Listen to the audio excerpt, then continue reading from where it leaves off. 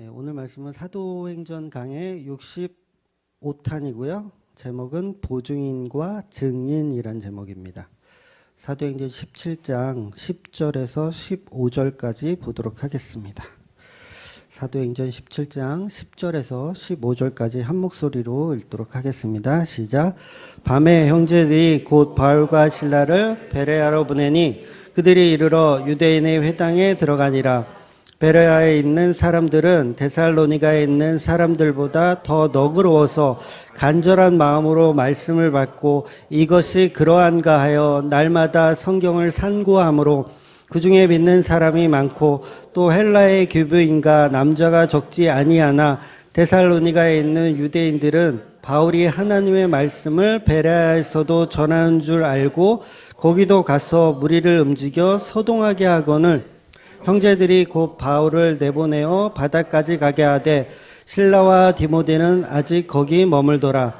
바울을 인도하는 사람들이 그를 데리고 에덴까지 이르러 그에게서 실라와 디모데를 자기에게로 속히 오게 하라는 명령을 받고 떠나니라. 아멘. 네, 지난주에 데살로니가에서 이제 전도를 했고요. 바울이 이제 유대인의 핍박을 받아서 이제 베레아로 이동하게 되는 겁니다.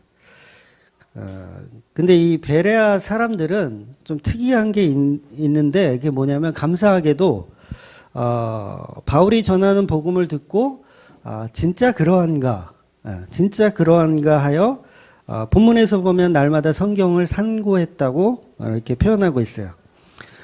여러분 저를 포함해서 어떤 목사가 설교를 하든지 그걸 100% 믿으시면 안 됩니다. 네, 제 설교도 마찬가지예요. 100% 믿으시면 큰일 나요. 네, 완벽한 목사는 없고 완벽한 교회도 없습니다. 그래서 100% 믿으면 큰일 납니다. 그래서 오늘 본문의 이 말씀처럼 정말 그러한가를 성경을 통해서 늘 확인하셔야 돼요. 네. 그래서 복음은 내가 이만큼 복음 아니까 이제 다 끝났다. 나는 해탈했다. 나는 이제 정복했다. 이런 마음 갖고 계시면 큰 오산인 거예요. 우리는 죽는 날까지 복음을 계속해서 그 진리로 계속 깨달아 가는 거예요. 계속 하나님이 주신 마음으로. 그래서 어떤 목사가 설교를 하든 그거를 다 100% 믿어서는 안 됩니다. 그래서 진짜 그러한가라는 의문에서 시작해서 여러분이 사실 복음을 찾아 이렇게 모인 거예요. 그러니까 보통 이제 이 주맘교회를 첫 교회로 섬기신 분도 있겠지만 대부분 그렇지 않잖아요. 다른 교회에서 섬기다가 일로 왔어요. 일로 온 이유가 뭐냐면 정말 그러한가를 여러분들 나름대로 이렇게 생각을 했던 거죠. 그걸 성경이 갈급함이라고 얘기하는 거예요. 갈급함. 목마른 사슴이 시냇물을 찾아 가듯이 그 갈급함.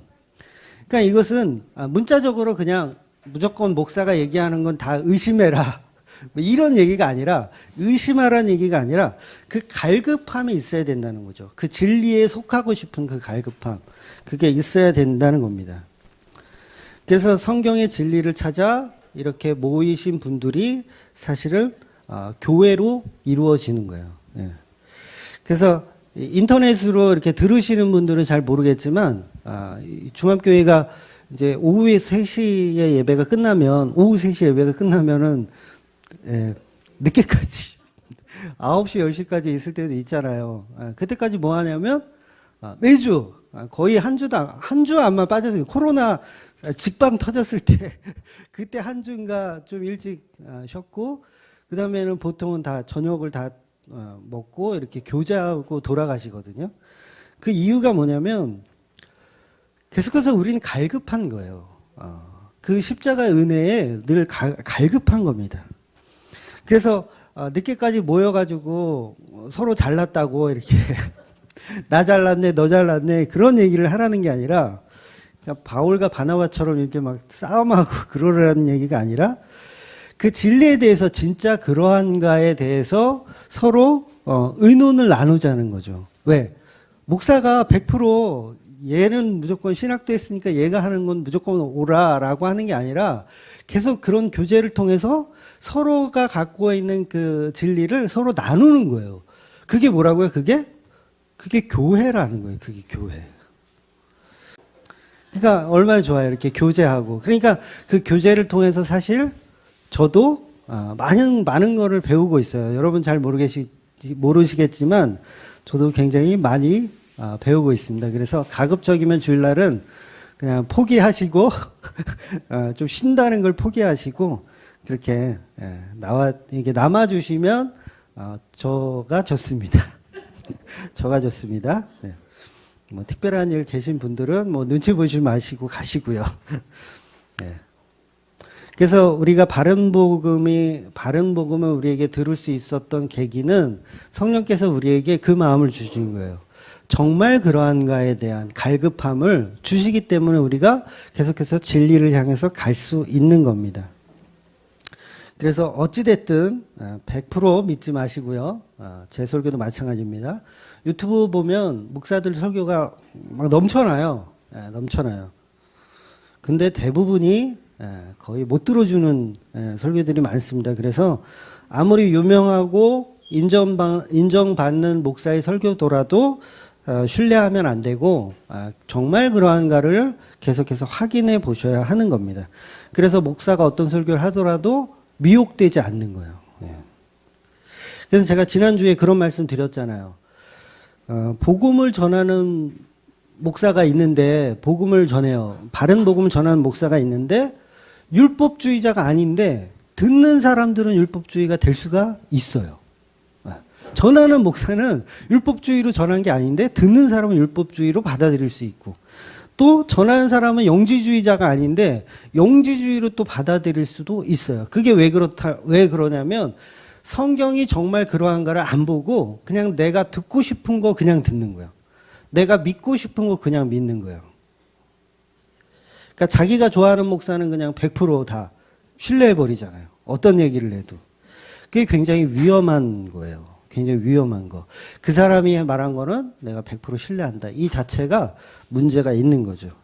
그러니까 나중에 보면 이제 무슨 바울파다, 아볼로파다, 뭐 베드로파다 이런 파당이 생기는 이유가 그 사람을 신뢰하는 거예요. 진리를 그 성경을 신뢰하는 게 아니라 사람을 신뢰하더라는 거죠. 그래서 항상 우리는 갈급함으로 그 말씀이 정말 그러한가를 확인하는 그런 지금 이 본문에 나오는 그런 행동을 우리가 해야 한다는 거죠. 그래서 복음을 지나쳐서 딴소리를 할 수가 있어요. 복음을 듣기는 듣는데 이 복음을 내가 듣고 싶은 대로만 들어서 나중에 딴소리를 할 수가 있어요. 예수님은 자유주의 신학자 아니잖아요. 예수님 자유주의 신학자 아닙니다. 번영 신학자도 아니에요. 근데 교회들은 어때요? 다 번영 신학, 자유 신학 다 이렇게 가는 거예요. 그럼 도대체 어떻게 된 거야? 예수님은 그런 얘기를 전한 적이 없는데 듣는 사람이 자기가 듣고 싶은 거를 듣고 정리를 하는 거예요. 그냥 성경에서 정말 그러한가를 확인하지 않고 계속 자기가 믿고 싶은 거를 믿더라는 거죠. 그래서 예수님은 율법주의자가 아닌데 듣는 사람은 율법주의자가 되는 거예요. 굉장히 인간은 신비로워요. 놀라워요. 어떻게 하면 죄를 더 지을 수 있을까를 연구하는 사람들 같아요. 그래서 어떤 설교든 우리가 소화해내려고 하려면 반드시 말씀이 정말 그러한가를 확인해 보는 방법밖에 없다라는 겁니다. 그래서 오죽하면 바울이 여자들이여 교회에서 잠잠하라. 이 얘기가 뭐라 그랬어요? 우리 여성분들을 비하하는 게 아니라 복음을 듣기는 들었는데 자꾸 내가 듣고 싶은 것만 들어가지고 딴소리를 하는 거예요. 교회에서. 딴소리 막 율법주의적인 소리 막 번영주의적인 소리 막 이상한 소리를 하니까 사도 바울이 그냥 조용히 있으라고 복음을 모르면 그냥 조용히 있으라고 얘기하는 거예요. 그러니까 나중에 목사한테 잘못 들었네 뭐 못 들었네 뭐 이런 얘기 하지 마시고 성경이 정말 그러한가 이렇게 가급적이면 성경 구절을 제가 다 찾아드리지만 이게 시간의 한계가 있어서 찾아드리지 못하고 이렇게 넘어가는 것들이 있어요. 그러나 난 그 부분은 잘 이해가 안 된다 하시면 반드시 성경을 찾아서 확인해 보시기 바랍니다. 그래서 이 말씀은 성경을 여러분이 막 1년에 뭐 몇 독을 해라 그런 얘기가 아니에요. 성경 많이 읽어봐야 소용없어요. 그거 읽으란 얘기가 아니라 정말 내가 해결 안 되는 부분이 있으면 그때 성경을 통해서 확인해 보시라는 거죠. 지금 바울이 강론을 하는 이 성경의 내용들은요, 전부 구약 성경입니다. 이 당시는 신약 성경이 아직 없기 때문에 성경을 가지고 강론하고 있다라는 건 구약 성경이에요. 근데 그 구약 성경을 가지고 어떻게 설교를 하냐면 전부 예수 그리스도의 십자가로 연결을 해서 지금 설교를 하고 있는 거예요, 바울이. 그러니까 사람들이 처음 듣는 설교죠. 처음 듣는 설교는 왜 지금 유대인들도 마찬가지고 이방인들도 처음 듣는 설교예요. 그래서 어떻게 행동한다고요? 성경이 진짜 그러한가 확인해 본다는 거예요. 바울이 막 설교를 해. 출애굽기 이거는 예수님의 십자가 사건을 예표하고 있는 겁니다. 이것은 하나님이 이스라엘 백성을 단지 구원하기 위한 게 아니라 이 이스라엘 백성을 통해서 그 씨된 예수님을 표현하고 있는 겁니다. 예를 들어서 이렇게 설교를 했다고 한다면 그럼 어떻게 해야 되냐고요. 그 사람들 무슨 소리야? 처음 듣는 얘기인데 하고 지나치는 사람들은 진리를 모르는 거고 성경이 정말 그러한가 하고 한 번 더 확인해 보는 사람들은 진리 안에 오더라는 거죠. 그게 우리가 갈급한 심령이라는 거예요. 갈급한 심령. 그래서 아무튼 이렇게 바울이 베레아에서도 복음을 잘 전하고 있습니다. 이런 식으로 이제 복음을 전하고 있는데 이 독사의 새끼들이 유대인들이죠. 유대인들이 데살로니가에서 베레아까지 쫓아왔어요. 그리고 또 바울을 핍박하기 시작하는 거예요. 자기들이 복음이 안 들리면 그만이지 굳이 따라와서 방해를 하는 것까지 이해가 되세요? 뭐 앞에도 우리가 전도여행 계속 보고 있지만 계속 그런 상황들이 연출이 되는데 유대인들은 자기만 안 믿으면 되지 계속 쫓아와 먼 거리까지 이게 꽤 먼 거리인데 쫓아와서 여전히 방해를 하더라는 거죠. 그러니까 옛날이나 지금이나 사실 변하지가 않았어요. 그러니까 돌멩이만 안 들었지 요새도 이렇게 방해를 하잖아요, 사람들이. 그러니까 유대인 같은 사람들이 본인이 안 들리고 안 믿기면 그만이지 왜 전화를 해서 협박을 하죠? 이상해요. 전화해서 협박을 한단 말이에요. 무슨 11조 설교를 하지 말라는 둥, 뭐 당신 교단이 어디냐는 둥, 내가 신고를 하겠다는 둥, 도대체 어디다 신고를 하겠다는 건지 당최 경찰서에 신고하나요? 그러니까 교회를 망하게 할 작정이냐, 당신 교회를 망하게 할 작정이냐. 물론 본문에 나오는 유대인들에 비하면 굉장히 귀염둥이들이죠. 굉장히 귀염둥이들이에요. 그러니까 당시 유대인들하고 지금의 교인들하고 수준은 사실 똑같은 거예요. 달라지지 않았어요. 2000년이 지나도 돌만 안 들었을 뿐이지 여전히 그 수준은 진리에 머물지 못한 수준은 여전히 그렇게 있다라는 거죠. 그걸 이제 완악하다라고 성경이 표현하는 거예요. 이렇게 유대인들은 길을 쓰고 방해를 합니다. 길을 쓰고 방해를 해요. 이들 나름대로 생각하고 있는 예수라고 하는 그 이단 중의 개수를 엉터리라고 처단하고 싶은 마음이 있는 거예요. 근데 그 마음은 하나님께 영광을 돌리고 싶은 마음이에요. 유대인들은 본인들이 하나님 잘 믿는다, 하나님 영광 돌리기 위해서 저 예수를 전하는 바울을 어떻게 해서든지 몰아내야 되겠다라는 생각을 가지고 있는 거예요. 그걸 철석같이 하나님께 영광을 돌리는 것이라고 믿고 있는 거죠. 왜곡된 믿음을 가지고 있는 거죠. 이제 안티분들이 이제 하는 이야기가 대부분 그렇거든요. 자기는 한국 교회를 너무 사랑한다. 한국 교회를 너무 사랑한다. 근데 한국 교회에 11조가 없고 주일 성수가 없어버리면 교회 유지를 어떻게 하느냐? 교회 유지를 맞잖아요. 교회 유지를 어떻게 하느냐? 유럽은 막 교회들이 예배당이 술집으로 팔리고 막 그런 일들이 있잖아요. 이런 일이 한국에서 일어나지 말라는 법 있냐? 너 같은 인간 때문에 어? 교회가 술집으로 팔리면은 하나님의 진노를 네가 어떻게 피할 것이냐?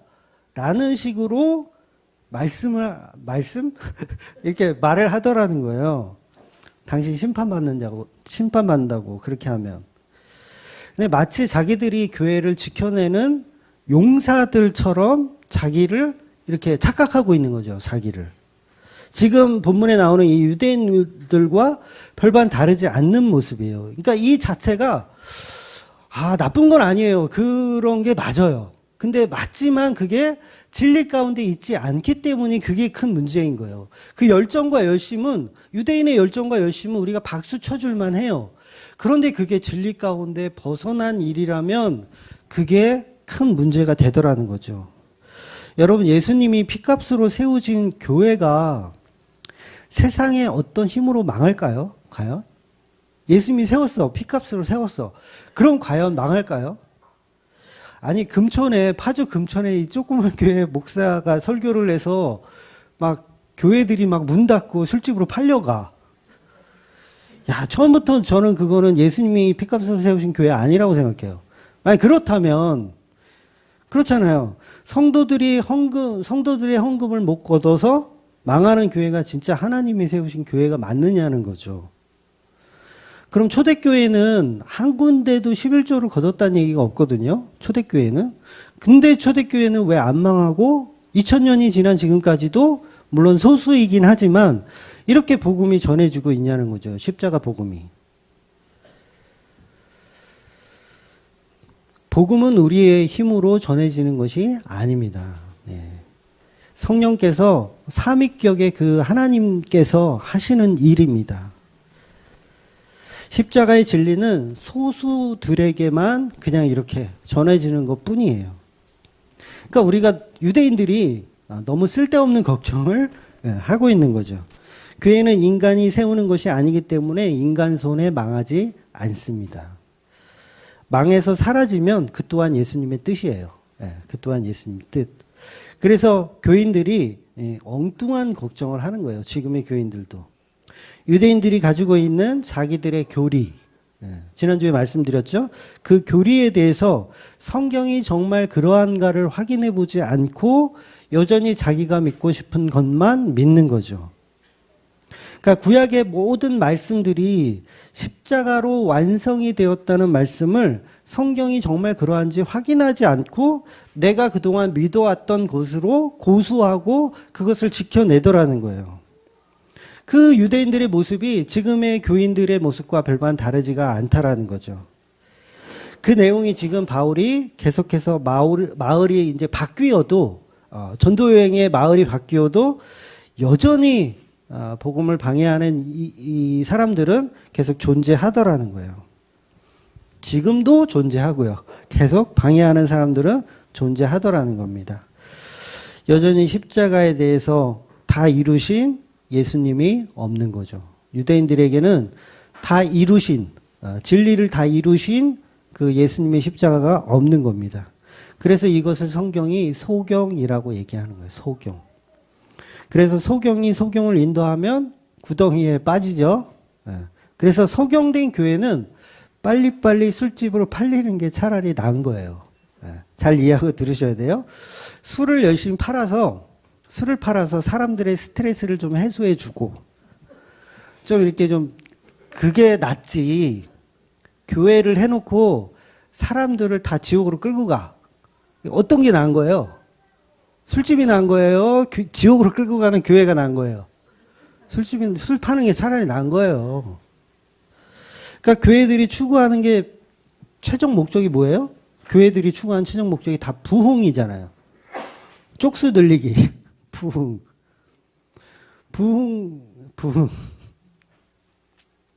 근데 보세요. 그 부흥을 위해서라면 뭐 교리고 나발이고 없어요. 그냥 부흥된다라면 그냥 아무거나 다 갖다가 시스템화 시켜요. 교회에서. 시스템화 시켜. 그러니까 마태복음 23장 15절에 보면 교인 한 사람을 얻기 위해서 바다와 육지를 두루다니다가 생기면 어떻게 한다고요? 자기보다 배나 더 지옥 자식 만드는 거예요. 그러니까 지금 교회가 그런 짓을 하고 있다라는 거죠.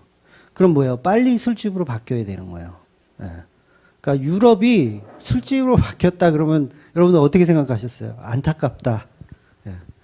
근데 아니에요. 정말 교회는 하나님이 지키세요.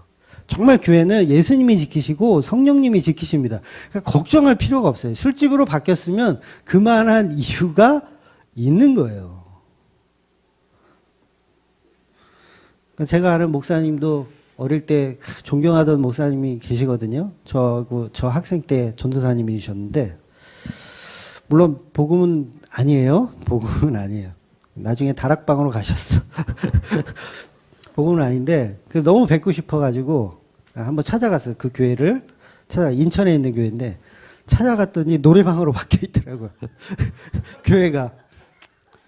뭐예요? 이 설교를 들으시면 큰일 났는데 차라리 잘 된 거예요. 이해가 되세요? 네. 차라리 잘 돼요. 노래방으로 바뀐 게 나아요. 노래방으로 바뀌어서 사람들의 스트레스를 좀 풀어주는 게 낫지. 엉터리 말씀으로 지옥으로 끌고 가는 자기보다 배나 지옥 자식 만드는 게 나은 거냐고요. 결국 그렇지가 않다라는 거예요. 그래서 오늘도 이 연장선상에서 지난주에 이어서 조금 더 깊이 있는 말씀을 좀 드리려고 합니다. 여러분, 인간은 하나님께 영광을 돌릴 수 있는 존재 자체가 못 된다는 걸 아셔야 돼요. 인간이 하나님께 영광을 돌릴 수 있는 존재 자체가 못 돼요. 보통 목사님들이 우리가 예배하고 찬양하고 기도하고 이런 모든 것들이 하나님께 영광을 돌린다고 이야기해요. 그죠? 저도 그렇게 얘기하고요. 그게 영광이 된다고 해요. 그 목사님 무슨 소리입니까? 오늘부터 이제 노선을 갈아타셨습니까? 다른 목사님들은 다 길을 쓰고 교회 나와서 나와서 예배에 성공하면 뭐 인생에 성공한다라는 식, 뭐 삼박자의 축복을 위해서는 길을 쓰고 교회에 나가야 된다. 뭐 축복의 주인공이 되어야 한다. 보통 그렇게 말씀하시지만 전부 엉터리입니다. 좀 난감하시게 들리시는 분도 계시겠지만 성경에도 인간을 지은 목적이 찬양받기 위함이라고 써져 있잖아요. 인간에게 찬양받기 위해 써져 있다. 근데 지금 저는 인간은 하나님께 영광을 돌릴 수 없다고 말해요. 그러니까 이쯤 되면 이제 유튜브를 보시는 분들은 채널을 돌리죠. 이상하다. 채널을 돌리죠. 근데 한국말은 끝까지 들어보셔야 됩니다. 결론부터 말씀을 드리면 여러분 성경을 잘 보면 하나님께 영광을 돌릴 수 있는 분은 오직 예수님밖에 없어요. 하나님께 영광을 돌릴 수 있는 분은 예수님밖에 없어요. 조금 더 정확하게는 예수 그리스도의 십자가로 말미암지 않고는 인간은 하나님께 영광을 돌릴 수가 없는 존재라는 거예요. 그러니까 말씀을 좀 찾아볼게요. 요한복음 13장 31절 같이 읽을게요. 시작.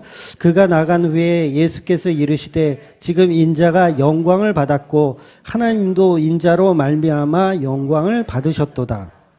네, 이 말씀을 좀 기억해 주세요. 조금 있다가 또 한 번 더 설명드릴 건데, 가룟 유다가 나간 후에 예수님이 십자가를 염두에 두시는 거죠. 염두에 두시고 하시는 말씀이 인자가 십자가로 영광을 받았다라는 얘기를 하시는 거예요, 지금. 영광을 받았다. 그러니까 이게 그 십자가의 영광으로 인해서 하나님도 영광을 받으신다는 말이에요. 유다서 1장 25절 볼게요. 유다서 1장 25절 시작. 우리 주 홀로 하나님이신 하나님께 우리 주 예수 그리스도로 말미암아 영광과 위엄과 권력과 권세가 영원 전부터 이제와 영원토록 있을지어다. 아멘. 주 예수 그리스도를 말미암아 영광과 위엄과 권력과 권세가 영원토록 있다고 하죠. 로마서 16장 27절 볼게요. 시작. 지혜로우신 하나님께 예수 그리스도로 말미암아 영원히 세세 무궁하도록 있을지어다. 아멘. 지금 세 군데만 찾아봤는데 보통 이제 서신서를 마무리하면서 하는 이야기예요. 서신서를 마무리하면서. 그러니까 다 뭐라고 얘기하냐면 예수 그리스도로 말미암아라는 말이에요. 말미암아. 다 하나님께 영광을 돌리는데 예수 그리스도로 말미암아 영광을 돌린다라고 맨 마지막에 결론을 내는 거예요. 그러니까 성경이 지금 우리가 세 군데만 봤지만 여러 군데 나와요. 예수 그리스도를 말미암아 영광을 받으신다는 얘기가 거의 뭐 도배가 돼 있다고 해도 과언이 아닐 정도로 많이 나옵니다. 그러니까 우리 성도는 죄인이기 때문에 하나님께 영광을 돌릴 수가 없어요. 없는 겁니다. 반드시 그 말미암아의 주인공인 예수 그리스도의 십자가가 있어야 하나님께 영광이 되는 거예요. 여러분, 살인자가 피해자 아버지 어머니를 만났어요. 이제 막 이렇게 뭐 그걸 뭐라 그러죠? 뭐 합의 뭐 이런 걸 벌써 만났어. 근데 만나가지고 그 부모님한테 막 영광을 돌리려고 해. 내가 아버지 너무 잘생기셨어요. 어머니 너무 이쁘세요. 완전 개동안이시네. 제가 절을 100번 할까요? 절을 100번 해. 어떠한 칭찬으로도 그게 받아들여질까요? 네. 온갖 찬양을 다 퍼부어도 그 부모님은 안 받아요. 하나도 안 받아요. 너 누구냐 그러지. 안 받아요. 아드님을 너무 잘 키우셨어요. 저한테 죽을 때 반항 한 번을 안 하더라고요. 인성을 부모님 닮으셨나 봐요. 너무 존경합니다. 어르신 두 분. 사랑합니다. 저 좀 용서해 주세요. 온갖 정성을 다 바쳐서 하나님을 예배하고 찬양해도 우린 죄인이기 때문에 소용이 없다는 얘기를 제가 드리는 거예요. 소용이 없어요. 근데 우리 너무 착각하고 있어요. 너무 착각하고 있어요. 예수 없는 예배를 너무 드려요. 그 정신 나간 짓이에요. 그 미친 짓이에요. 미친 짓. 피해자 그 부모님 앞에 놓고 희롱하는 거예요. 희롱하는 거. 그런 일을 지금 교회들이 하고 있다라는 거예요. 결코 이건 과격한 얘기가 아닙니다. 성경이 그 사실을 다 폭로하고 있어요. 그래서 인간들의 죄를 낱낱이 폭로하는 게 성경인 거예요. 봐라. 너네들이 하나님을 얼마나 우롱하고 있냐. 봐라. 문 닫아. 문 닫아. 예배당 문 닫아. 다 나가. 니들은 자격 없어. 이걸 얘기하는 게 성경이라는 얘기예요. 매듭을 푸는데 매듭을 풀 수 있는 유일한 방법은 자기 매듭 안으로 파고 들어야 돼요. 그쵸? 아무리 땡겨봐야 매듭 안 풀립니다. 자기 안으로 파고 들어야 돼요. 그러면 그 죄인의 길, 그 안으로 들어가야 돼요. 내가 얼마나 죄인인지를 봐야 돼요. 그 죄인인 그 십자가 안으로 들어가지 못하면 우리는 매듭을 풀 수가 없는 거예요. 진리 가운데 나와올 수가 없는 거죠. 그래서 죄인에게 가야 할 유일한 길은 십자가밖에 없는 거예요. 근데 죄인의 길이 가야 할 그 십자가의 길은 치우고 나는 하나님 예배하는 예배자로 우리 찬양했죠. 내가 걸어갈 때 길이 되고 전부 자기 위주야. 십자가가 없어요. 그럼 뭐 한다고요? 하나님을 우롱하고 있는 거예요. 그래서 모든 인간은 죄인이기 때문에 인간은 단 한 사람도 하나님을 찬양할 수 있는 존재가 없다. 이미 없다. 그래서 바울과 실라가 감옥에서 찬양을 한 것은 우리가 생각하는 그런 일반적인 찬양 아니에요. 금요철에 가가지고 막 찬양하고 막 뛰고 막 난리치는 그런 찬양을 이 바울과 실라가 한 게 아니라 십자가가 바로 선 찬양을 한 거예요. 십자가가 바로 선 영광을 돌린 거예요. 그러니까 그 십자가가 뭐예요? 내가 죄인임을 알아버린 거죠. 바울과 실라가. 그래서 그 몇 주 동안 제가 설명드렸잖아요. 그 찬양을 드린 거예요. 그 찬양과 기도를. 그래서 바울과 실라가 계속해서 자기들이 죄인 중에 괴수라는 것을 계속 폭로당하는 거예요. 그래서 하나님께 영광을 돌릴 수 있는 방법은 십자가, 예수 그리스도의 십자가밖에 없습니다. 십자가를 통해서만 우리는 하나님께 예배하고 찬양할 수 있습니다. 지난주 오후에도 말씀드린 대로 오늘 오후에도 또 이 부분에 대해서 한 번 더 말씀드리겠지만 모세와 미리암이 춤을 춰요. 춤을 추고 기뻐합니다. 그것이 예수 그리스도의 십자가와 무관하다면 그 찬양과 예배는 하나님과 아무런 상관없는 그냥 행동이에요. 오히려 하나님을 우롱하는 행동이에요. 오히려 우상 숭배를 하고 있는 거예요.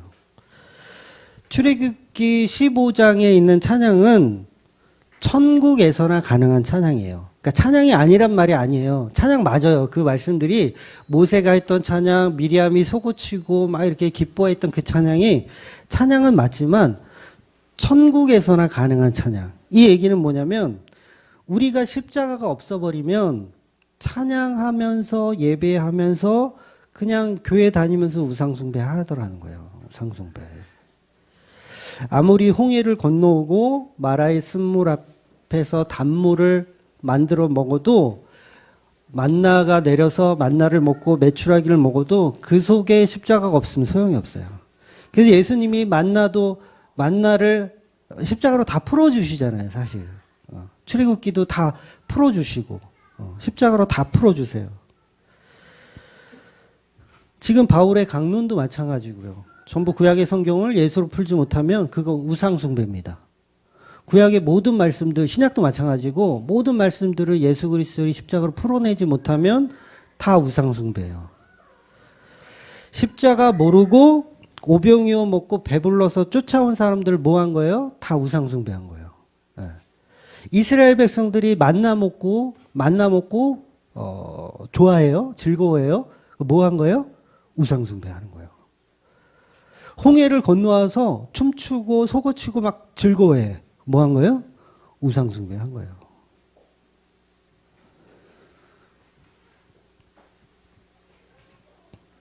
그 찬양은 반드시 어린 양 예수를 통해서 유월절에 죽은 자, 홍해 바다에 수장되어 죽은 자들이 할 수 있는 찬양이라는 거예요. 죽은 자들이 할 수 있는 찬양이에요.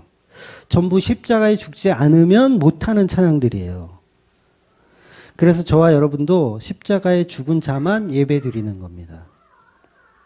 십자가에 죽은 자만 십자가 앞에 모이는 거예요. 그러니까 요새 대형교회들이 사회적 거리운동 하면서 이제 예배 드릴 때도 전화로 예약을 한다고 하더라고요. 예약을 해서 내가 갈 거니까 자리 하나 세팅해 달라고 해야지 예배를 드릴 수 있대요.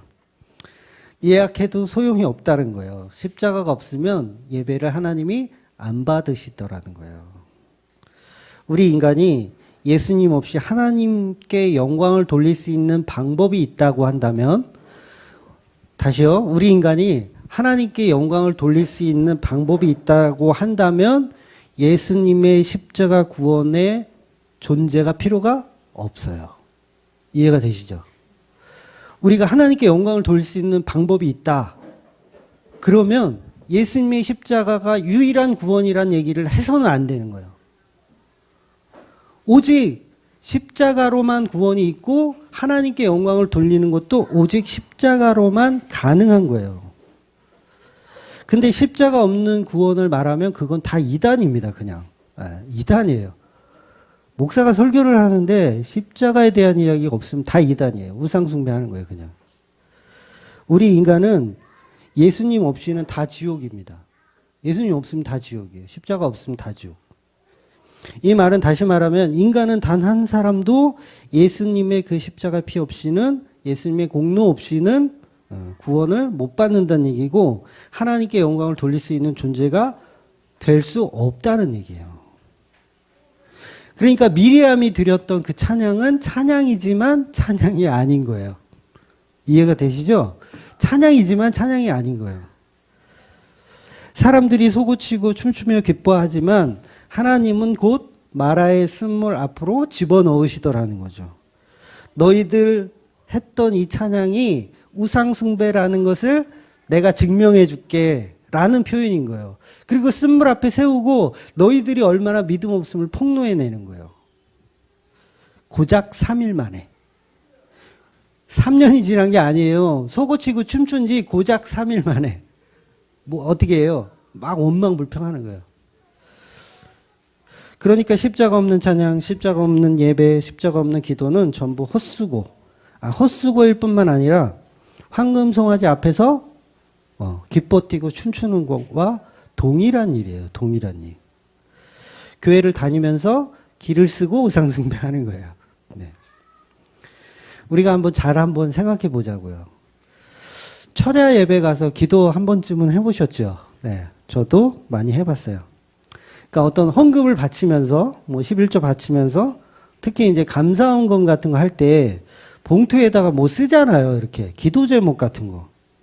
근데 그 기도 제목의 내용들이 십자가에 관하여 쓴 내용인가요? 아니면 나의 번영과 나의 잘됨으로 기록했었나요? 네. 자기 만족으로 기록을 하셨었다면 뭐 한 거예요? 기를 쓰고 우상숭배 하신 거예요. 축하드립니다. 기를 쓰고 우상숭배 하신 거예요. 그러니까 보세요. 제가 설명드린 거 이거 성경이 정말 그러한지 확인해 보시라는 거예요. 그러니까 이게 십자가가 없어버리니까 뭘 하냐면 교회에서 모여가지고 우리 코로나19를 위해서 기도합시다. 이런 거 하는 거예요. 이런 거. 코로나19하고 예수 그리스도의 십자가하고 뭐 연결하려면 연결하겠지만 무슨 상관이냐고요. 여전히 우리는 우리가 먹고 살기 위해서 우리의 생명을 이렇게 연장하기 위해서 그렇게 신앙생활이라고 속이고 있는 거예요. 그걸 신앙생활이라고. 우상숭배하고 있으면서. 그러니까 우리 기독교인들이 돌아가야 할 곳은 교회가 아니에요. 예배당도 아니고 뭐 찬양 집회도 아니고 기도원도 아닙니다. 우리가 돌아가야 할 곳은 그 십자가 앞이에요. 십자가 앞. 예수 그리스도의 피가 아니면 소용없구나라고 돌아서는 게 진리 가운데 서는 겁니다. 지금 유대인들이 돌 들고 바울을 죽이기 위해서 모여든 수많은 유대인들은 예수님의 피가 없기 때문에 하나님을 사랑하는 자들이 아니에요. 본인들은 그렇게 생각하죠. 나 하나님께 사랑받고 있고 또 나도 하나님 사랑한다라고 본인들은 그렇게 생각하고 있을지 모르겠지만 하나님 보실 때는 그냥 우상숭배자에 불과한 거예요. 자기들은 여전히 하나님을 위해 하나님 나라를 위해 열심히 일한다고 생각하지만 큰 착각이라는 겁니다. 그래서 반드시 그런 사람들 중에서 구원이 이루어지려면 그 가운데에서 십자가가 비추어져야 하는 거예요. 저와 여러분은 다 유대인이었어요. 안 그러신 분은 없어요. 잘난 척 하지 마세요. 다 유대인이었어요. 유대인이었는데 예수 그리스도의 십자가 빛이 비춰졌기 때문에 진리 가운데 나올 수 있는 거예요. 그러니까 들통이 난 거죠. 내가 우상숭배 열심히 하고 있었는데 예수 그리스도의 십자가 빛이 딱 비춰지니까 그게 들통이 나는 거예요. 나 우상숭배자였네. 이거 어쩌냐? 나는 신앙생활 열심히 해가지고 막 천국에 지금 맨션 아파트 막 상급 막 쌓고 있다고 생각했는데 십자가의 빛이 딱 비춰지니까 들통이 다 나버린 거야. 아이고, 나 우상숭배자였구나. 그리고 또 한 가지, 여러분 우리가 하나님을 찬양하고 예배하고 이렇게 높여드려야 하나님이 높으신 분이 됩니까? 우리가 높여드려야 예수님의 십자가가 빛나고 예수님 거룩해지시고 하나님이 막 지존하신 분이 되냐고요. 우리가 높여드려야. 아니에요. 이미 하나님은 높으세요. 십자가는 이미 거룩하시고요. 우리가 하지 않아도 이 개념을 알아야 돼요. 그러니까 그거를 모르니까 전부 내가 뭘 해가지고 하나님께 뭔가를 치장해 드리려고 큰 착각을 하는 거죠.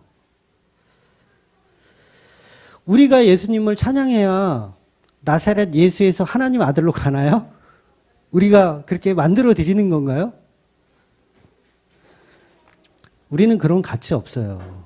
아무 가치 없어요. 예수님은 그냥 나사렛 예수에서 나사렛 그 시골 그 예수에서 하나님의 아들로 가는 거는 누가 그렇게 만드는 거냐면 스스로 만드시는 거예요. 예수 그리스도 스스로 성령의 도우심으로 성부 하나님으로 인해서 삼위격의 하나님이 스스로 하시는 거지 우리는 거기에 배제된다고요. 우리는 아니에요. 우리는 아니에요. 근데 우리가 무슨 하나님께 영광을 돌린다고 수작들을 부리십니까? 슈퍼스타 K 보셨어요? 슈퍼스타 K 옛날에 유행했었잖아요. 제 점수는요. 예수님은 100점 드리겠습니다. 이래야 탈락하지 않고 거룩하신 하나님 우편에 가시는 거냐고요. 우리와는 무관하게 이미 예수님은 거룩하신 분이고 이미 영광 받으신 분이세요. 우리의 기도와 찬양이 없어도 예수님은 주 되시다고요. 주 되셨다고요. 예수 그리스도의 주 되심은 우리가 높여드린다고 되는 게 아니에요. 우리는 뭘 해야 되냐면 죄인으로 발각되는 일. 그거 하는 거예요, 그거. 근데 죄인으로 발각되는 일을 넘어서 막 자기가 막 예수님을 막 영광스러운 자리에 하나님 우편에 앉히려고 그래요. 얼마든지 예수님은 돌들로도 찬양을 받으시고 얼마든지 하세요. 우리 찬양 안 해도 돼요. 이미 십자가는 예수님이 홀로 다 이루셨습니다. 아까 읽은 말씀 중에 제가 기억해 달라고 하셨던 그 요한복음 말씀 보면 가룟 유다가 예수님을 팔러 나가는 거예요. 팔려고 예수님 팔아먹으려고 나가는데 예수님 뭐라고 하시냐면 내가 영광을 받았다고 하세요. 너무 놀라운 말씀 아니에요? 인간은 예수 그리스도를 팔아먹으려고 뛰쳐나갔는데 예수님은 영광을 받으셨다고 하는 거예요. 아니 가룟 유다가 찬양을 했어요. 예배를 드렸어요. 칭찬을 해드렸어요. 그냥 팔러 나갔더니 예수님은 영광의 자리에 가시더라는 거예요. 그러니까 예수님의 주되심은 우리가 만들어 드리는 게 아니라고요. 이미 예수님은 십자가로 인해서 주가 되셨어요. 이미 창세 전부터 주님이세요. 그냥 완전하신 주님이세요. 그래서 스스로 계신 분이세요. 에고 에이미. 예수님이 직접 에고 에이미를 말씀하세요. 군병들이 막 와가지고 잡으러 올다고 했을 때, 이제 막 그 잡으려고 막 했을 때 예수님이 에고 에이미를 외치신단 말이에요. 내가 그니라. 그러니까 스스로 높아지시는 거예요. 스스로 영광 가운데 거하시는 거지 우리의 도움으로 인해서 되시는 게 아니라고요. 전부 인간들은 그 수준입니다. 큰 착각 속에 사는 거예요. 예수님의 주되심을 인간이 높여드려야 한다고 착각합니다. 그래서 뭐든지 다 하나님께 영광을 돌리자고 그러는데 물론 그런 말을 쓰지 말라는 얘기 아니에요. 저는 뭐 어떤 우리 문자적인 것에 갇혀서 그런 걸 얘기하는 게 아니라 본질을 이해하시라는 거예요. 본질. 이제 찬양도 안 하고 이제 하나님께 영광도 안 돌리고 막 이렇게 하시라는 게 아니라 본질을 이해하시라는 거예요.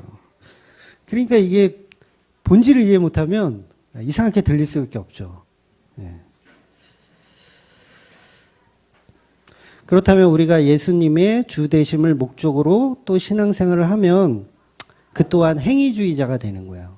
그 또한 행위주의자. 예수님을 우리가 높여드려야 되겠다.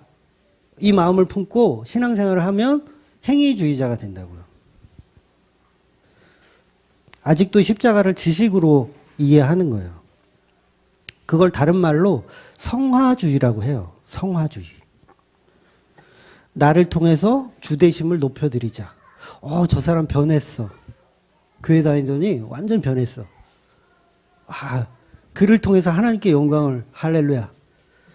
틀려먹은 얘기라고요, 이건. 이미 예수님은 얘가 변하거나 말거나 그러거나 말거나 이미 영광 되신 분이라고요. 그러니까 십자가 앞에서 우리는 죄인으로만 들통이 나는 거예요. 가룟 유다가 죄인으로 들통 나니까 예수 그리스도가 영광을 받으시는 거예요. 정말 놀라운 얘기예요. 성화는 예수님이 혼자 전부 하시는 겁니다. 네. 성도도 우리 성도도 성령께서 성화로 만들어가는 것이지 우리의 노력과 우리의 힘으로 가는 게 아니에요.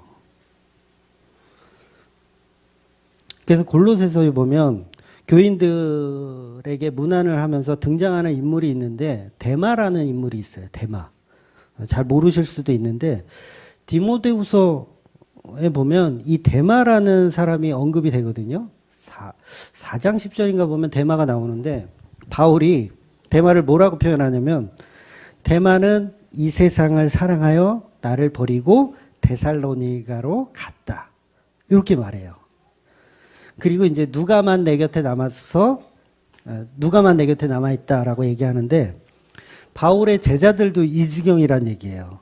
제가 하고 싶은 얘기는 바울의 제자들도 이 지경이란 얘기예요.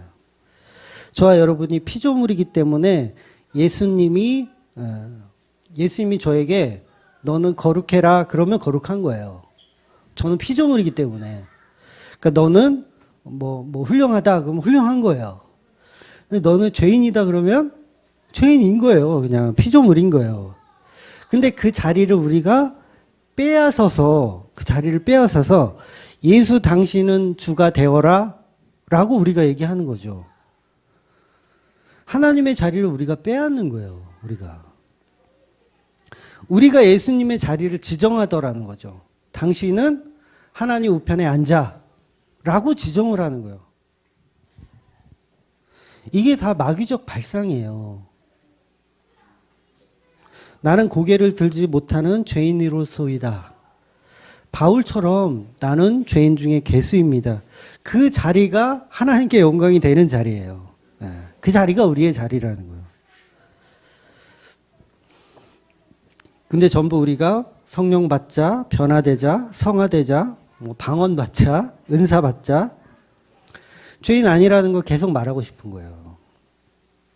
십자가를 통한 예수님의 관점이 없는 거죠. 우리의 관점은 여전히 죄인입니다. 너무 강조해도 이거는 지나치지 않아요. 그게 맞아요. 그래서 바울도 죽는 날까지 나는 죄인 중에 괴수라고 고백하는 거예요. 그래서 진짜 성도는 자기 성화를 말하지 않습니다. 말할 수가 없어요. 그냥 뭘 말하냐면 은혜만 말해요. 은혜. 다 십자가의 은혜입니다. 예수님의 은혜입니다. 이렇게 말하지 내가 예수 믿고 이렇게 좀 착해졌잖아. 이런 얘기를 할 수가 없어요. 예수님의 주 되심을 찬양하고 기뻐하고 즐거워해야 예수님의 주 되심이 높아진다고 하는 것은 성화주의자들이 하는 말이에요. 그걸 다른 말로 또 영지주의라고 할 수도 있어요. 오죽하면 바울이 강론을 하다가 이게 복잡하잖아요. 지금 어려우신 분은 어려우실 거예요. 이 내용들이 완전히 기존 교회에서 다른 설교니까. 그러니까 사도 바울이 얼마나 간절함이 있겠어요. 오죽하면 그냥 설교가 얼마나 길었는지, 그 이제 나중에 나오겠지만 졸다가 그냥 떨어져서 죽잖아요. 얼마나 길었으면. 여러분 바울 설교는 제 설교에 비하면 잽도 안 돼요. 잽도 안 돼요. 밤새도록 할까요? 그 마음을 알겠더라고요. 사람들이 자꾸 자기가 듣고 싶은 것만 듣고 그러니까 계속 또 설명해주고 하는 거예요. 우리가 찬양하고 예배하고 즐거워하고 기뻐하지 않아도 이미 예수님은 십자가로 주 되심을 스스로 증명하신 거예요. 신학적인 용어로 자증력이란 말이 있거든요. 자증력. 그래서 성경이 인간의 힘으로 편집되어졌고 수천 년을 필사하면서 인간의 힘으로 만들어졌냐라는 거에 아니다. 성경은 스스로 자증력이 있다. 이게 이제 신학적으로 그렇게 얘기를 하거든요. 그래서 진리를 유지하고 비록 몇 안 되는 교회지만 진리가 계속 고수되어지는 것은 자증력 같은 거예요. 자증력.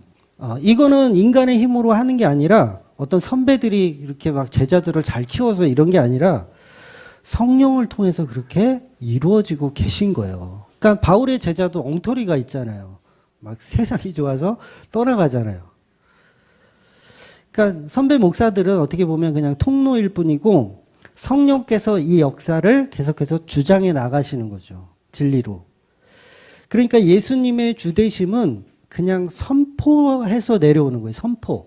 그러니까 뭐 이렇게 군더더기가 없이 그냥 예수 그리스도가 주 되셨다라는 걸 선포되는 거지 우리가 만들어내는 게 아니더라는 거죠. 초대교회에 스데반의 죽음으로 전부 흩어졌던 예수 그리스도의 주되심은 성령께서 지켜내시는 거예요. 교회가 다 흩어지더라도 예수 그리스도의 주되심은 성령께서 지켜내시더라는 거죠. 인간이 지키는 게 아니라. 여러분, 인간이 얼마나 악하면 내가 예수님을 높여드려야 한다고 생각합니까? 네. 충격적이지 않으세요? 이 말 자체가? 인간이 얼마나 악하면 하나님이신 그 예수님을 높여드려야 한다. 예수님을, 이 낮은 자리에 있는 예수님을 내가 높은 데로 이렇게 올려드려야 한다라고 생각을 하냐고요. 이미 높으신 지존자라는 거를 잊고 있는 거예요, 우리는. 잊어버린 거예요, 이미. 여전히 그 살인자가 부모님한테 높여드리려고 하는 거죠. 엉터리인 거죠. 그걸 오만이라고 해요. 오만. 그러니까 그런 식으로 하는 어떤 찬양, 예배 전부 뭐냐면 은근히 자기 자랑하는 거예요. 자기 자랑. 그러니까 찬양하지 말라는 얘기 아니에요. 또 다음 주부터 아무도 찬양하지 않고 또 하나님을 내가 칭찬한다는 것, 하나님을 내가 칭찬하는 것 자체가 교만이에요. 하나님을 내가 어떻게 칭찬해요? 그래서 찬양은 칭찬의 개념은 아니고, 물론 이게 언어적으로, 이게 언어의 한계가 있으니까 그렇게 표현할 수도 있어요. 우리 하나님을 칭찬합시다 이렇게 표현할 수 있지만 본질적으로 새겨들어야 된다는 거예요. 우리는 하나님을 칭찬할 수 있는 존재도 아니고 우리가 칭찬을 해할 수 있는 그런 존재가 아니라는 거예요. 그래서 여러분, 오늘 제목이 보증인과 증인이라는 제목을 제가 삼았는데, 이것이 무슨 말이냐면 엄청난 차이가 있어요. 예를 들어서 제가 강호동 씨하고, 예를 든 거예요. 진짜 만난 게 아니라 강호동 씨하고 제가 씨름을 했어요. 씨름을. 근데 제가 초등학교 때 씨름을 좀 좋아했거든요. 초등학교 1, 2학년 때만 해도 씨름을 되게 좋아했어요. 근데 이제 성장하면서 이 체격의 열쇠, 체격의 열쇠로 인해서 그만뒀는데, 그렇다고 제가 뭐 선수 출신을 했던 건 아니고, 그런데 제가 강호동 씨를 만나가지고 씨름을 하는 거예요. 씨름을. 그리고 당연히 제가 지겠죠. 졌는데 제가 한다는 소리가, 아, 강호동 씨 정말 대단합니다. 제가 온갖 기술을, 전목도 힘을 다 써도 했는데 당신한테는 도저히 이길 수가 없네요. 강호동 당신은 최고입니다. 도저히 이길 수가 없네요. 자, 이렇게 보면 강호동 씨를 굉장히 높인 것 같지만 결과적으로 뭐냐면 나도 당신과 대등한 경기를 했다라는 그게 밑바탕에 깔려 있는 거예요. 인간의 심리는 그게 깔려 있습니다. 그러니까 나는 강호동 씨를 칭찬했다고 하지만 여전히 나를 드러내고 있다라는 거예요. 인간은 그 마음을 숨길 수가 없어요. 그래서 하나님이 인간의 찬양 안 받으시는 거예요. 그래서 안 받으시는 겁니다. 그래서 인간은 절대로 찬양을 드릴 수 없는 존재이기 때문에 반드시 그것이 가능한 예수 그리스도와 연합을 이루고 찬양하라는 거예요. 이루고 예배하라는 거예요. 그러니까 계속해서 그것 없이 계속 강호동 씨를 칭찬하는 것은 그건 교만이라고 하는 거예요. 비유가 적절한지 모르겠지만 이해가 되셨을 줄 믿습니다.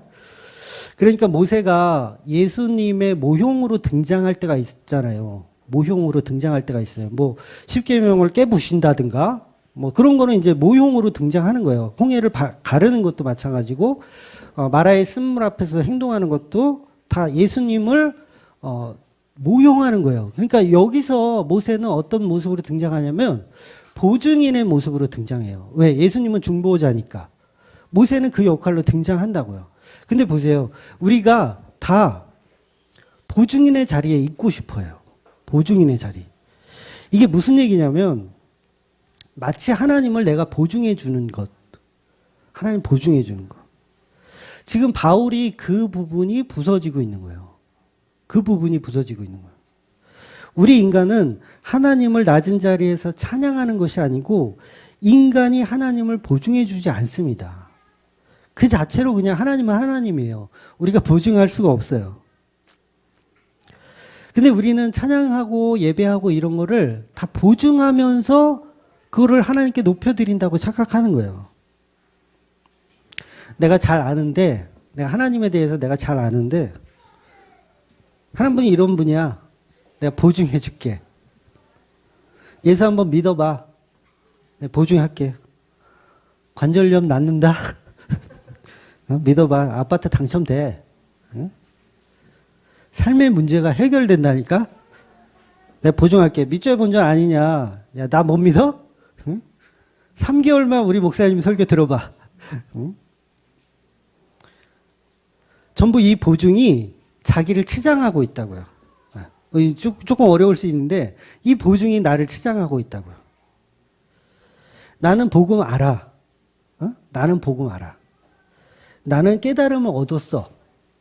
이런 식으로 복음의 진리를 철학적이며 종교적으로 변질을 시켜서 자기를 치장하는 모습이 있어요. 우리 인간 안에.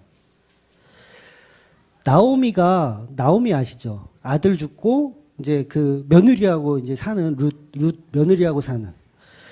이제 나오미가 먼 땅에 가서 타국에 가서 살다가 아들이 죽었어요. 개그지가 됐어. 한마디로. 개그지가 됐어. 근데 고향 땅에 풍년이 있대요.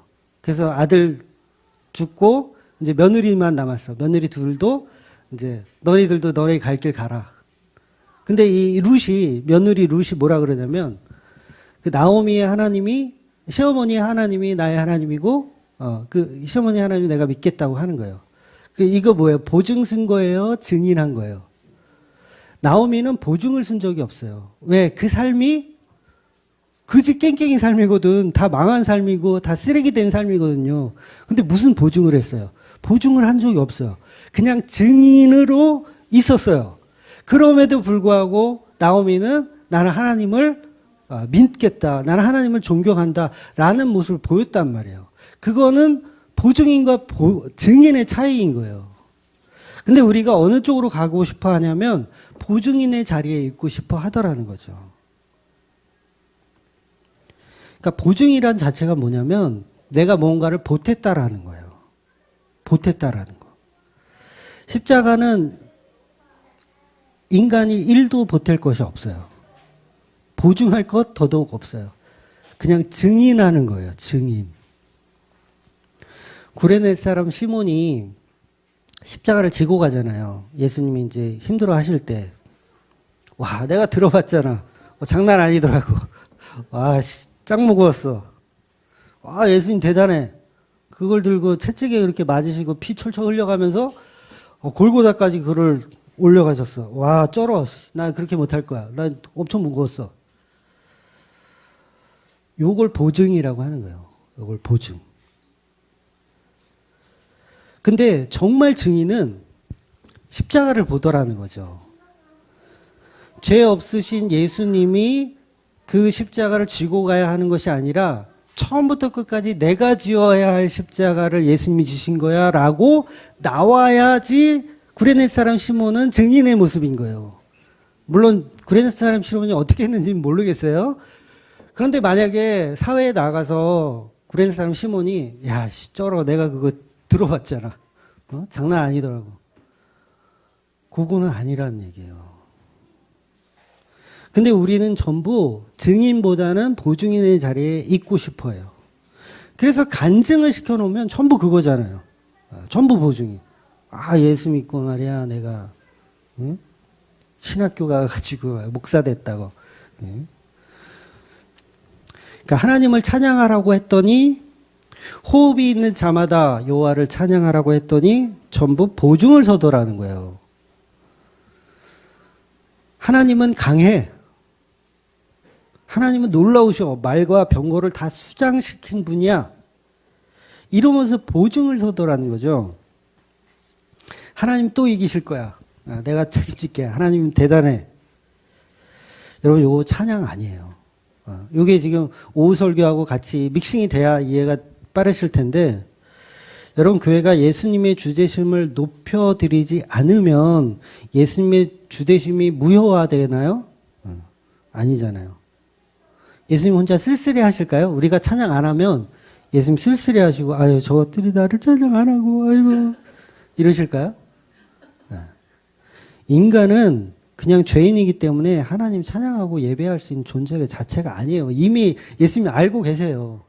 이미 알고 계시다고요. 저것들이 나를 다 버리고 다 도망갈 인간들이라는 걸 알고 계세요. 근데 뭘 쓸쓸해하세요. 알고 계신데.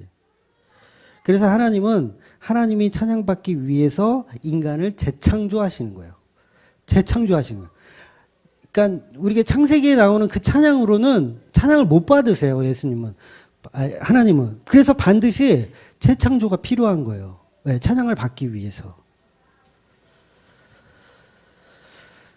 그래서 그 아들의 피로 인해 그 십자가로 인간을 재창조해내는 과정이 필요한 겁니다. 그래서 이 재창조의 과정이 교회에 없어버리면 그거는 설익은 거예요. 완성되지 않은 거예요. 십자가 앞에서 단 한 사람도 그 십자가의 구원의 능력을 알고 주되심을 높여드린 인간이 없어요. 한 명도 없어요. 예수님 십자가로 주되심이 높아지시죠. 스스로 하신 거예요. 그런데 그 십자가를 보면서 단 한 사람, 한 명이라도 있으면 좋겠는데 단 한 사람도 그 십자가 앞에서 주님의 주되심을 높여드린 사람이 없다고요. 아무도 없어요. 마리아는 옥합도 깨트리고 막 이렇게 한 거 아닌가요? 아니에요. 역시 마리아도 예수님이 부활해서 주되심으로 완성되신다는 사실은 몰랐어요. 그냥 행동한 거예요. 그냥 행동한 거. 예수님의 모든 제자들도 몰랐죠. 예수 그리스도가 주되신다는 사실을 몰랐어요. 그 자리에 있는 거예요. 죄인의 자리에 있는 거예요. 인간은 다 죄인의 자리에 있는 거예요. 예수님의 그 부활에 참여했었던 그 무덤에 찾아갔었던 그 마리아들, 여자들도 예수님 부활하셨다는 거 믿었어요? 안 믿었어요? 안 믿었어요. 울고 불고 지랄났어요. 시체 없어졌다고. 울고 불고. 아무도 예수 그리스도의 주되심을 높여드린 사람이 없어요. 근데 우리가 어떻게 예수 그리스도의 주되심을 높여드려요? 이 말은 단 한 사람도 없다예요. 스스로 예수님은 주 되셨다예요. 스스로 주 되셨다. 스스로 만유의 주가 되셨다. 우리의 찬양을 받아서 우리의 예배를 받아서 댁 아니고 스스로 주 되셨다. 다시 말해서 단 한 사람도 그 십자가를 통한 예배가 아니면 예수님의 주 되심을 높여드릴 인간은 없습니다. 반드시 성령께서 귀를 열어주셔야 하는데 이 말은 예수님의 주 되심은 스스로 이미 높여지신 거예요. 스스로 이미. 그래서 기도도 성령님이 하시는 것이고요. 찬양도 미안하지만 성령님이 인도로 하시는 거예요. 예배도 마찬가지예요. 우리는 그냥 죄인의 자리에서 이용당하는 거예요. 우리는 피조물의 개념입니다. 피조물의 개념. 피조물의 개념은 어떤 개념이냐면 죄인 되어 있는 개념이에요. 반드시 성령께서 우리에게 십자가를 통한 주 되심을 그 내용을 알게 하셔야 비로소 찬양하고 기도하고 예배할 수가 있는 거예요. 그래서 예배도 마찬가지고 뭐 기도, 찬양 우리의 힘으로 하는 게 아니라 전부 성령의 도우심으로 하는 거예요. 로마서 8장 26절인가 보면 우리는 마땅히 기도할 바를 알지 못한다. 오직 성령이 말할 수 없는 탄식으로 우리를 위하여 친히 간구하신다. 그럼 기도 누가 한다는 얘기예요? 네, 성령님께서 하신다는 거예요. 우리가 하는 거 아니에요. 그러니까 정리를 하자면 중보자, 보증자는 예수님뿐인 거예요. 네. 우리는 증인이고 여러분 중보자는 예수님 한 분이에요. 뭐 기도할 때 우리가 내가 중보기도 해줄게 그런데 그거 말이 안 되는 얘기예요. 네. 우리 피조물은 중보할 수가 없어요. 어떻게 중보를 할 거야? 뭘 중보를 할 거야? 그러니까 보증을 할 수가 없다고요. 보증을 할 수가 없어요. 그냥 여전히 자기 자리를 벗어나서 하나님 자리로 가고 싶은 욕망일 뿐이지 우리는 그냥 모세 흉내내는 거예요. 중보자로 됐었던 모세를 흉내내고 싶은 거예요. 중보자가 됐었던 바울을 흉내내고 싶은 거예요. 이건 신앙이 아닙니다. 디모데전서 2장 5절. 하나님은 한 분이시요 또 하나님과 사람 사이의 중보자도 한 분이시니 곧 사람이신 그리스도 예수라. 근데 전부 인간들이 자기가 중보기도 한다 그래. 중보해 준다고. 그 이상한 소리예요. 우리는 십자가의 증인일 뿐이에요. 증인. 그러니까 우리는 십자가 앞에서 우리의 죄성이 그냥 드러나고 그 드러나는 자체가 하나님께 영광인 거예요. 이게 증인적이 어려운 건데 우리의 죄성이 드러날 때 발각되어질 때 이게 하나님께 영광인 거예요. 우리는 하나님께 영광을 돌릴 수 없는 죄인임을 인정하는 것이 영광입니다. 그래서 우리가 십자가 안에 죽는 것이 영광이에요. 우리가 십자가 안에 죽는 것이 영광이에요. 찬양 100번 하고 뭐 말씀 천독하고 그래도 소용이 없고 십자가 안에 죽는 것이 영광이에요.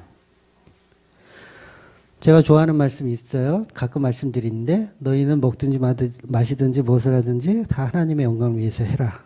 이 얘기가 무슨 얘기냐면 너는 처먹든지 숨쉬든지 전부 죄인이기 때문에 십자가만 봐야 된다. 그 얘기인 거예요. 십자가를 통해서만 영광을 돌릴 수 있다. 그 얘기인 거예요. 너무 쉽지 않아요? 네, 너무 쉬운 거예요. 그 십자가의 사랑을 아는 자만이 살과 피를 먹는 거예요. 예수 그리스도의 살과 피를 먹는 거예요. 그렇게 그 십자가를 매일매일 먹는 사람들이 바로 일용할 양식을 계속 먹는 사람들인 거예요. 그것이 예배입니다. 다른 게 예배가 아니에요. 교회에서 헌신 봉사하는 게 영광이 아니고 물론 그게 필요 없다는 건 아니에요. 또 오늘부터 아무도 설거지 안 하고 그러시면 안 돼요. 그게 필요 없다는 것은 아니지만 봉사 그까짓 거 해놓고서 나 하나님께 영광 돌렸다고 하는 거는 큰 착각이라는 거죠. 내가 하나님께 영광을 돌렸다고라고 착각하는 거기에서 벗어나시라고요.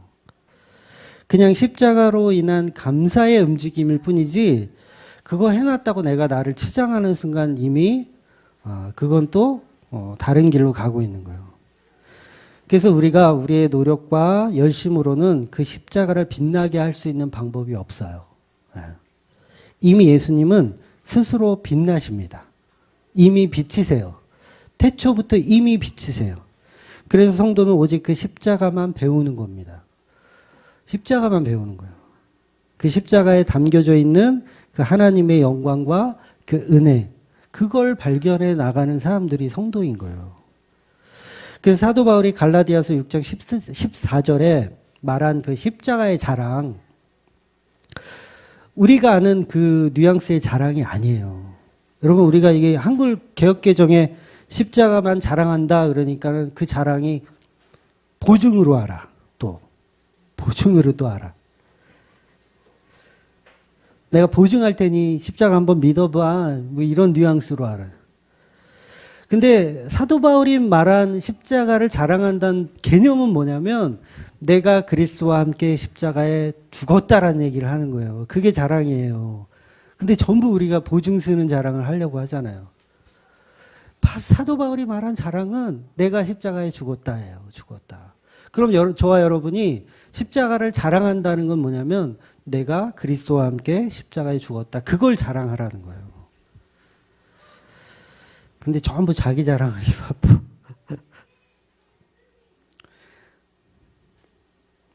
그게 자랑입니다. 내가 십자가에 죽은 것, 그게 자랑이에요. 복음은 십자가에 내가 그리스도와 함께 죽은 것이지 보증 서는 것이 아닙니다. 바울이 왜 목숨 걸고 지금 전도하고 있죠? 바울이 목숨 걸고 전도하는 거예요, 이거. 이 모습이 바로 내가 십자가에 죽었기 때문에 하는 거예요. 죽었기 때문에. 그러니까 내가 전도해가지고 이 사람들 구원해야지. 내가 이 사람들 천국 보내줘야지. 그런 마음 1도 없다고요, 바울은. 바울 오해하시는 거예요, 그거. 바울은 그런 마음 없어요. 그냥 십자가에 죽었기 때문에 그냥 하는 거예요, 그냥. 거기에 자기 자랑이 없다고요. 그걸 예수님께서 계속 말씀하고 계신 거예요, 바울을 통해서. 만들어 가시는 거예요, 바울이. 바울이 완벽한 게 아니에요. 바울도 처음에는 안 그랬어요. 그래서 다메섹에서 예수님 만나고서 바로 전도하잖아요. 그거 뭐예요? 보증 쓴 거예요. 내가 봤어. 아씨, 예수님 봤어. 어떡할 거야? 근데 나 이제 바뀌었어. 그리고 보증 섰다고요. 근데 깨져요, 계속. 예수님이 승승장구하게 내버려 두시지 않으시더라고요. 계속 안 되게 하세요. 전도하면 걔 두드러 맞고, 전도하면 돌 맞고, 계속 안 되게 하세요. 그 계속 어느 자리에 밀어 넣으시냐면, 보증인의 자리에서 증인의 자리로 밀어 넣으시는 거예요. 그러니까 더 이상 바울의 안에는 그게 없어요. 내가 이 사람 전도해서 천국 보내야지라는 자기 가치에 자기 치장이 없어지더라는 거예요. 그러니까 이 얘기하면 좀 길어질 텐데 보통 우리 가족 구원에 대해서 많이 고민들을 많이 하시잖아요. 근데 이미 가족 자체도 내 거예요, 내 거. 내 자식, 내 아들, 내 아내, 이게 내 거가 있는 거예요. 그러니까 거기에 고민하고 거기에 매달리는 거예요. 내가 너를 반드시 구원시켜야 되는데 어떻게 하냐. 이 이리로 가면 보증인의 자리로 또 가고 있는 거예요. 근데 증인의 자리로 가야 된다고요. 그러니까 아내에게 아니면 자식에게 복음을 말하더라도 증인의 자리에서 설명해 줄 생각을 해야지 얘를 내가 구원시켜야 되는데 어떡하나. 이거는 단추를 잘못 끼운 거예요.